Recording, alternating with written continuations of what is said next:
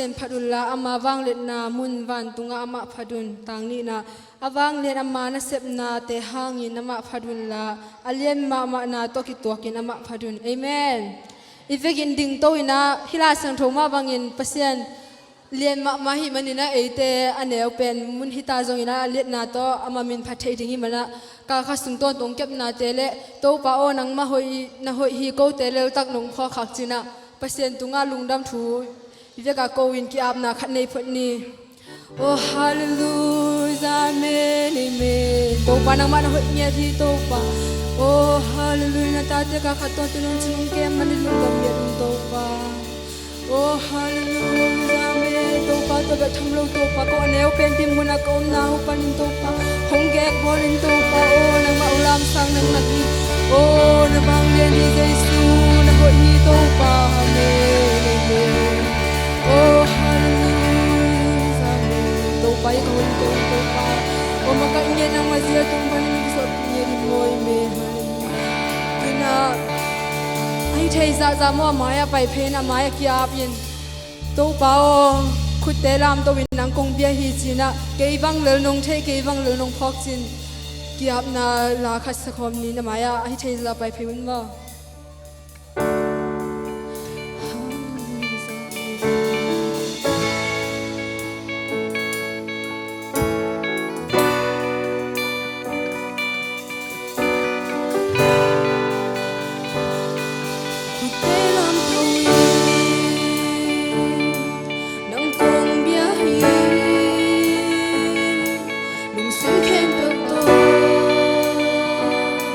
nang kong bia hi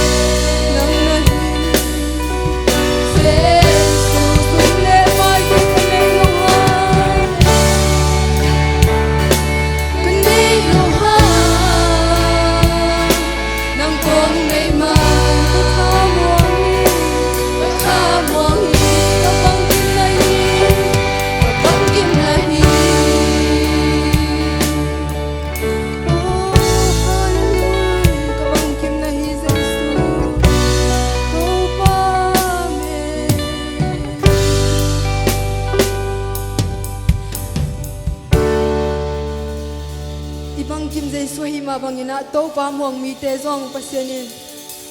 ikia na bang tan tum pi na pasenin ongwa so pi zo lai ding hi to pa muang in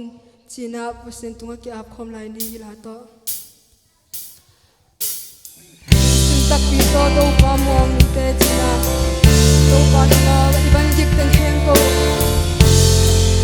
ula khia ina to pa o ka ban jik yang do nin china iban jik ilung sim iban jik ten heng ko to pa so ni to pa ki sa na le ni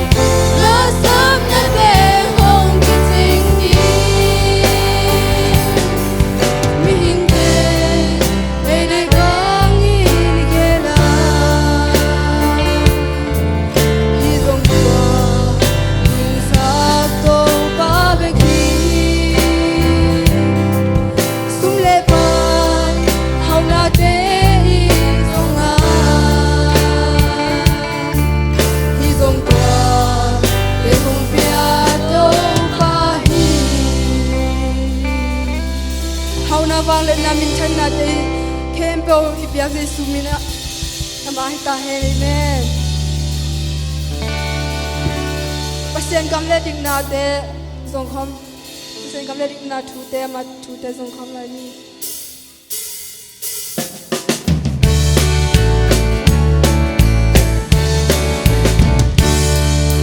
pasien kam le ding na pasien thu le ding na thu ka ngai su ni ni le tung na te sang na te sang chu dang dang te sang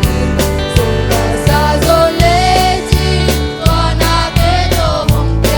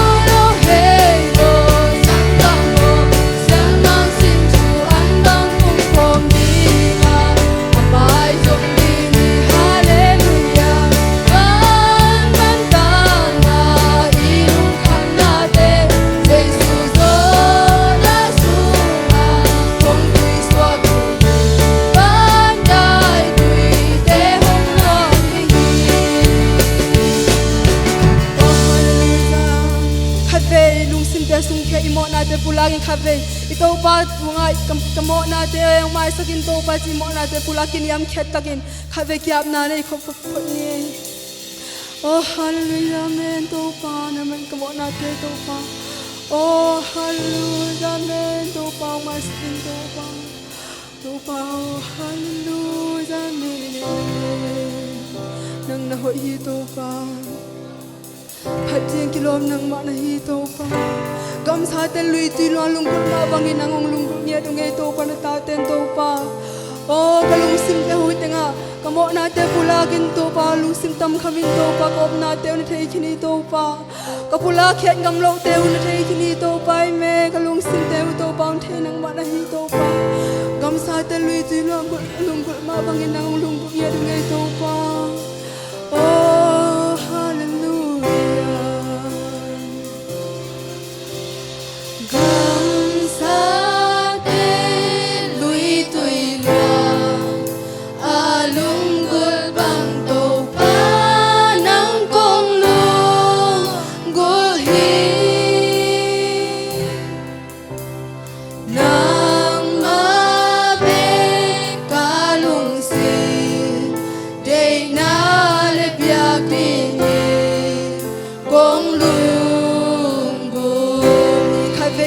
Sa lui tu lo lungkot panang lungkot linto baca hallelujah balungkot nya dungai to pa nang lungkot dang nei ke ngai to pa na ta nang to pa lungkot nya dungai to pa kam sa ta lui tu lo lungkot ma bangin to pa oh hallelujah dei na le biak ding bong kalungsi nang mabig kahanagalung nang yang beka kahong kibiyay nang mabig kalungsi day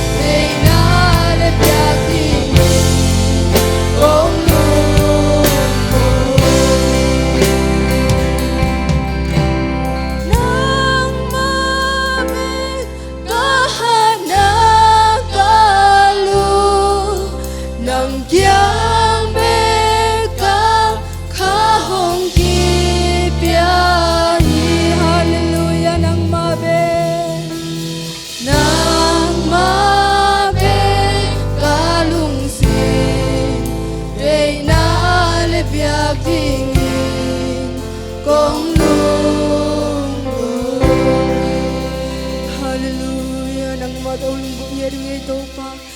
natate to pa tuni ang pahinabiat ko sang rose ngam pa natate to pa alungko nate on take ni to pa naman kahunte usang to pa apat pa na top na don ki thua pi nya da ngom pi nya di huding ko to pa jesu mi son thu ko ngen hi